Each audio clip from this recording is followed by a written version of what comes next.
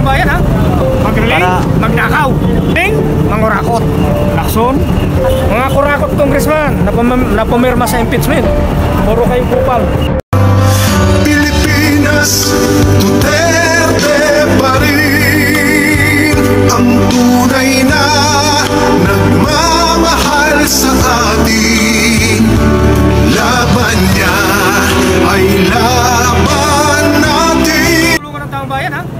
Magaling, magnakaw, ha? Magaling, mangurakot. Yan yung mga trapo ni BBM na politiko. Ito si Kuratong Baliling, Lacson. Yan sila, tawag ito, Lito Lapid, sir. ha? Yan, Lito Lapid. Mansyon pare, nakita ko sa kuha ng Porak. Sa Porak. Paano nagka-mansyon yan? Hindi naman trilyon ang binabayad sa pelikula. Di man trilyon ang binabayad sa pelikula. Bakit nagkaroon siya ng mga ganong property? Sa Quarry. Oh, sa Quarry, di ba? Yung Quarry, ang laking kinita niya dyan doon sa pagputok ng Pinatubo, di ba? Kasi dyan ang buhaan ng mga buhangin. Pero, punta tayo dito kay Tambaloslos. Si Romualdez talaga, number 1 talaga na kawatan. Siya, kahit hindi uutos ni Bangag, Gumagawa siya, no? gagawa ng sariling desisyon ito si Tambaloslos para kupitin ang Pera. tingnan mo, ngayon lang nangyari ang mawawala ng pundo ang PhilHealth Fund. Nawala ng pundo kasi inilipat nila doon kasi malapit na ang eleksyon, gagastusin nila sa eleksyon ang funds na yan.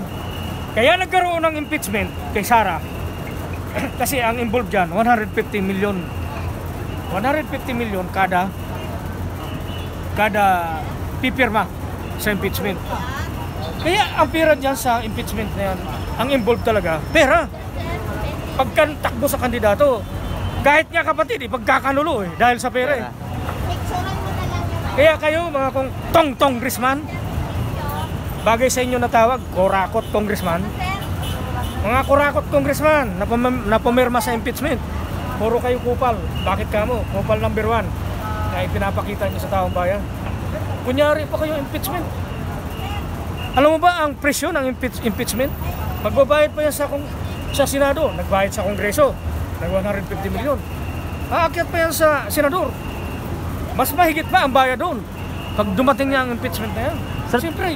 Sir, to clarify lang, sino ba yung mga congressman na kilala nyo na pumirma at nabayaran? Yung si Dalipi, Tambaloslos, alam mo na yan kung sino yan. Yan yung hayop na Marcos na bata. Sandro. Kupal ka. Tarantado, hindi may lilibing yung senior na Marcos kung hindi dahil kay Digong.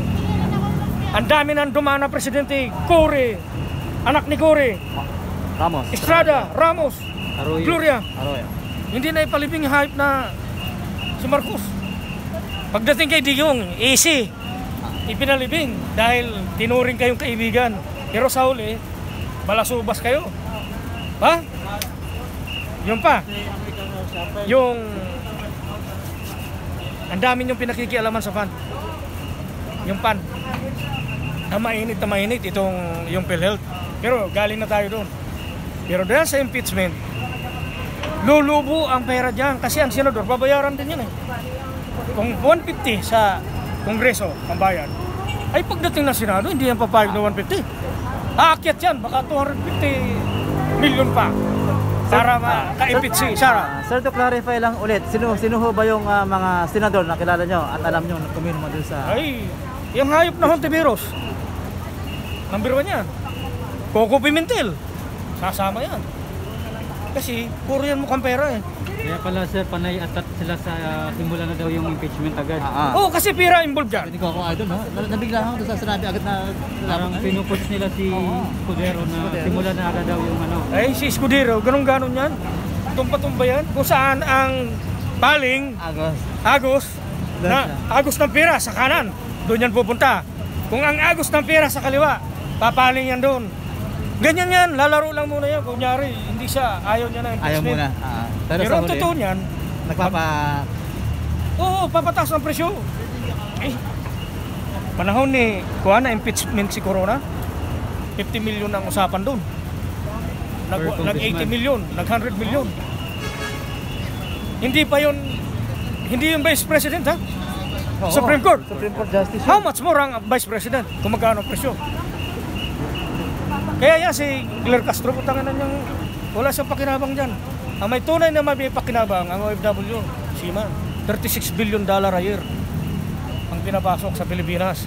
Ikaw Castro na congressman, pati yung yung Claire Castro na attorney, ano ba pinapasok niya dyan? Yung puro lang naman siya yaw-yaw na pabubulaanan ang sinasabi ni Digong. Pero ang 26 tons, alam mo ba, sir, ikaklaro natin ha, ang 26 tons, alam mo, ang 1 ton, 1,000 kilo yan. Ang 1 ton sa computation, 1,000 kilo. Kaya, ang 26 times 1,000, 26,000 kilo. So magkano kapag inasahan nila sa'yo? Oo, doon sa gold. Na gold reserve na pinitik nila. Tapos pagpapalusot itong Central Bank, palibhasa, hawak sa liig ng presidente. Oh. Kaya kayo, wala kayo. Sablay kayo sa amin. Sa Seaman, sa totoo lang, sa OFW, lamang pa rin dyan si Digong. Kasi alam na Seaman, alam na ng OFW na si Digong ay magaling na presidente. Ang makukuha lang nila yung mga patulog-tulog, mga standby na maniniwala sa kanila. Klaro naman eh. Nakapag-standby, walang trabaho, nakapatulog-tulog lang, yun ang mababayaran nila para maniwala na si Marcos maayos. Pero hindi. Siya ang presidente na pinaka-weak. Tama ang sabi ni Tatay Digong na weak leader. Bukod sa weak leader, lagi kang high sa cocaine. Baka naubos mo na ang cocaine sa Colombia ha? Dito na transport na yan, sigurado. Kasi, sir, sa tingin nyo, kapag na-impeach si BP Sara Duterte, ano na kaya mangyayari sa bansa natin? Magulo. Bakit? Isa-isahin ko kung bakit magulo. Ay pwedeng mag-alsa ang taong bayan dyan. Ito na ba yung sinasabing civil war? Ay pwede yun. Pwede yan. Pwede mangyari yan. Kasi ang tao, hindi naman nila maluluko yan. Oh, kayo ang tatanungin ko, sino ang the best na president? Si Marcos o si Digong? Digong po. Oo, sa akin si Digong, number 1. Si OFW din ako sir, yung passport ko 10 years. Oo.